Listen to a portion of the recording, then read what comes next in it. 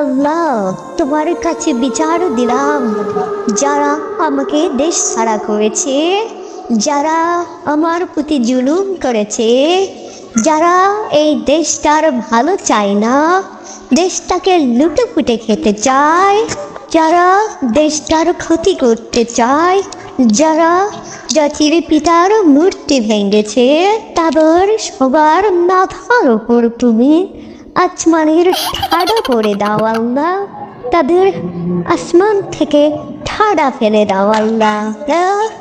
এই বন্যার সময় যারা আমাকে উন্নয়নের কাজে বাধা প্রদান করেছে, যারা আমাকে মোদির সঙ্গে থাকতে বাধ্য করেছে, তাদের উপর তুমি আসমানের ঠাডা ফেলে দাও আল্লাহ। ইয়া আল্লাহ, যারা আমার ছেলে জয়ের কাছে ডলার পাঠাতে বাধা দিয়েছে, তাদেরকে লন্ডনে পাঠাই দিয়েছে, তাদের ঘরে ঘরে আমার মতো হাসিনার জন্ম দাও আল্লাহ।